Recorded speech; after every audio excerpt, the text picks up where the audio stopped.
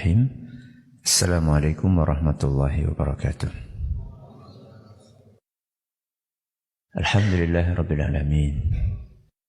Assalatu wassalamu ala nabiyyina Muhammadin wa ala alihi wa sahbihi ajma'in wa ba'd. Jamaah sekalian kami hormati, ada sebuah kisah nyata yang dibawakan oleh Ustaz Farid Qasim hafizahullah ta'ala. Kisah nyata yang menakjubkan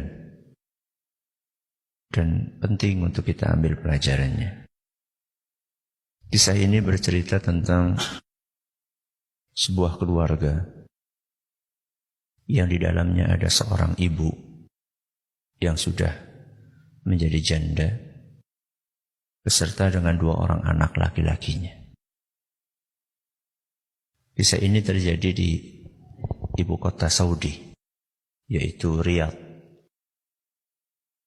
Dikisahkan bahwa 2 orang anak laki-laki ini, kakak beradik, sangat menghormati orang tuanya, sangat menghormati ibunya, sangat berbakti kepada keduanya.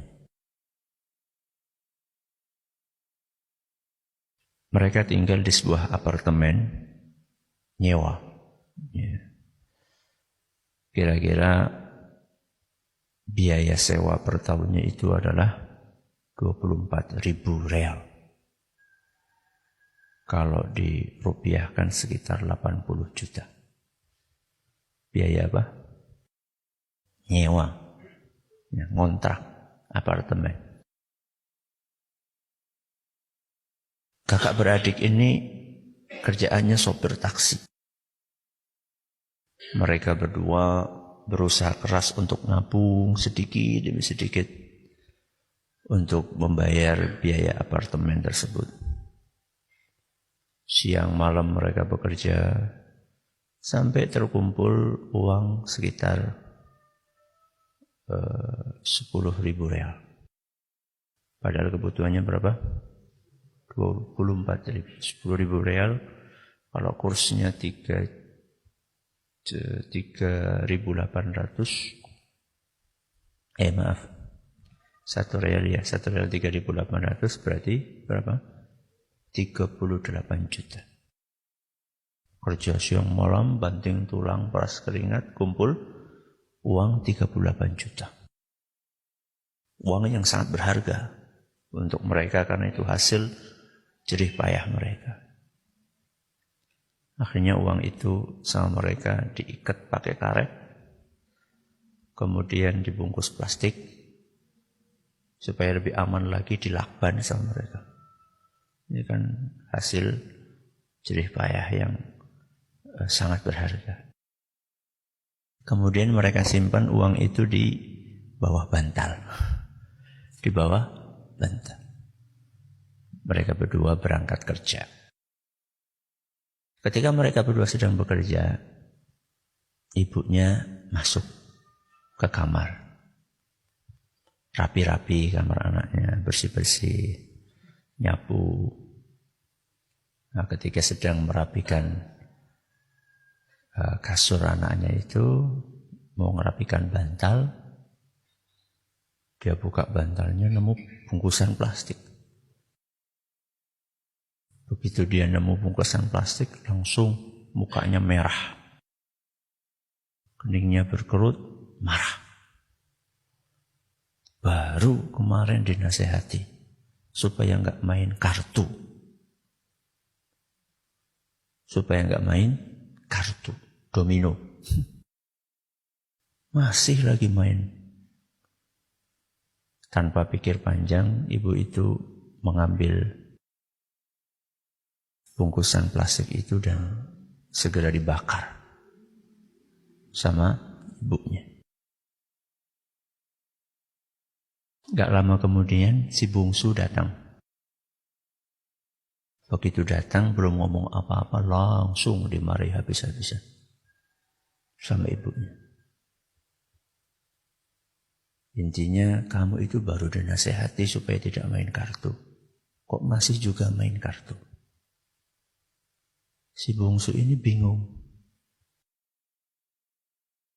Karena perasaan dia dan kakaknya ini sudah nggak main kartu lagi. Mereka main kartu kemarin sekedar untuk melepas kejenuhan. Walaupun nggak pakai uang, tapi kan seringkali main seperti itu melalaikan ya, dari hal-hal yang lebih penting. Ibadah, berbakti kepada orang tua. Maka karena anak ini merasa tidak main kartu, maka dia pun berinisiatif bertanya kepada ibunya, "Ibu, di mana menemukan kartu yang kata ibu dipakai buat main saya dan kakak saya?" Kata ibunya, "Di bawah bantal." "Terus sekarang kartunya di mana?" "Sudah ibu bakar." Maka anak itu diam. Dia langsung berkata, "Ibu, maafkan saya dan kakak. Kami berdua khilaf." Dia tidak marah.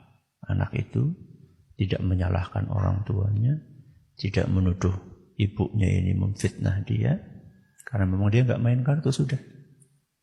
Dia tidak katakan bahwa yang ibu bakar itu duit hasil kami bekerja, sama sekali tidak keluar. Anak itu, si bungsu, cuma mengatakan, "Ibu, saya minta maaf telah mengecewakan ibu." Maka emosi ibunya itu ketika anaknya minta maaf langsung turun. Ibunya melanjutkan aktivitas yang lain. Tidak lama kemudian kakaknya datang. Si adik cerita tentang kejadian yang tadi.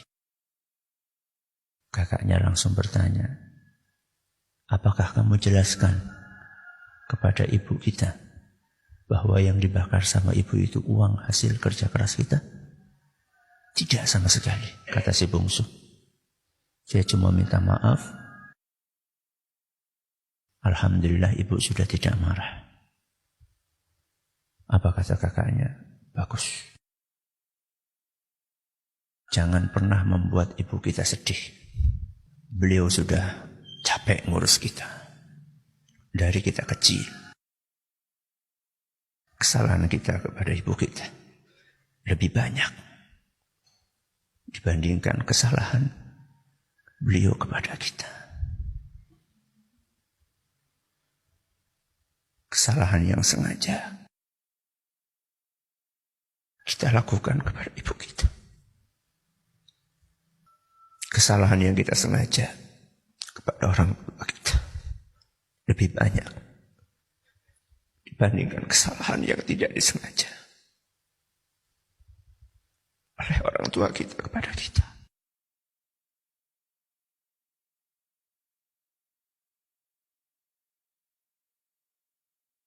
Allah berfirman di dalam Al-Quran, surat Al-Isra ayat 23. "Wa bil walidaini ihsana." Berbuat baiklah kepada kedua orang tua.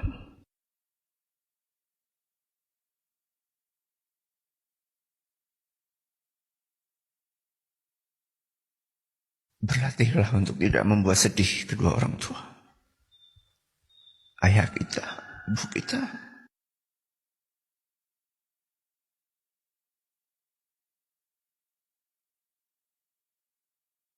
Selama itu kesalahan yang tidak disengaja, bahkan seandainya itu kesalahan yang disengaja. Seandainya itu kesalahan yang disengaja pun, tidak ada bandingannya dengan kebaikan kedua orang tua kita kepada kita.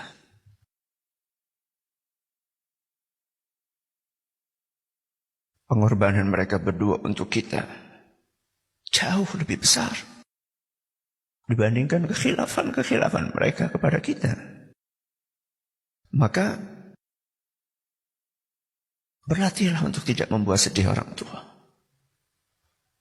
Apalagi hanya urusan-urusan duniawi, bukan urusan akhirat, bukan kaitannya dengan dosa dan maksiat. Anak itu sebaiknya mengalah kepada orang tuanya. tidak menggurui orang tuanya, tidak suka menyalah-nyalahkan orang tuanya. Kita ini mengaji, belajar agama, itu untuk memperbaiki perilaku kita, terutama kepada orang tua kita. Terus apa manfaatnya ketika kita sering ngaji, akan tetapi perilaku kita kepada orang tua kita tidak berubah? Apa manfaat kita mengaji? Orang yang paling berhak untuk mendapatkan perubahan baik sikap kita setelah kita mengaji adalah orang tua kita. Sebelum teman kita, sebelum rekan kerja kita, mereka yang paling berhak untuk mendapatkan tutur kata kita yang halus, sopan santun kita. Jangan merasa kita sudah punya ilmu ini, ilmu itu, tahu ini, tahu itu. Kemudian kita rendahkan kedua orang tua kita. Karena kita melihat orang tua kita belajarnya nggak banyak. Mereka nggak sempat belajar. Karena mereka sibuk ngurusin kita. Mereka nggak sempat belajar karena harus banting tulang untuk menafkahi kita. Jangan pernah kita merasa lebih tinggi, lebih hebat, lebih pintar, lebih banyak ilmunya dibanding kedua orang tua kita. Ada kesalahan ini, kesalahan itu, ditolerir, ya, dimaafkan.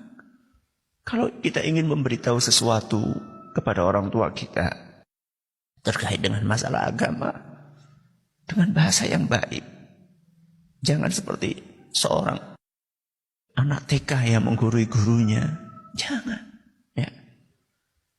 Bahkan ketika kita meningkatkan bakti kita kepada kedua orang tua kita, itu adalah merupakan salah satu cara terbaik untuk mendakwahi kedua orang tua kita.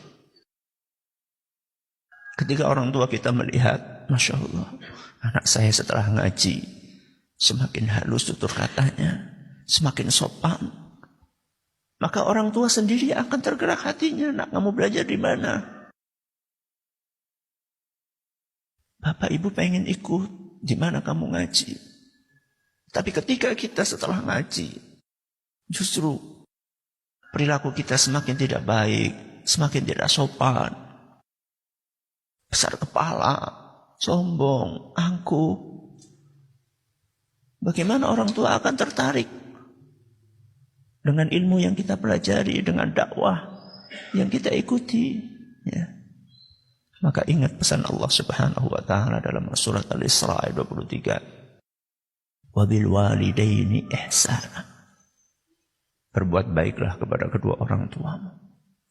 Yang masih hidup, bersyukurlah. Ini kesempatan emas. Salah satu atau keduanya. Yang sudah meninggal, masih ada pintu untuk berbakti kepada kedua orang tua. Jangan pernah berhenti untuk mendoakan keduanya. Mudah-mudahan Allah merahmati beliau berdua. Wallahu ta'ala a'la wa a'lam. Mudah-mudahan yang sedikit ini bermanfaat. Subhanakallahumma wa bihamdika asyhadu an la ilaha illa anta astaghfiruka wa atubu ilaik. Assalamualaikum warahmatullahi wabarakatuh.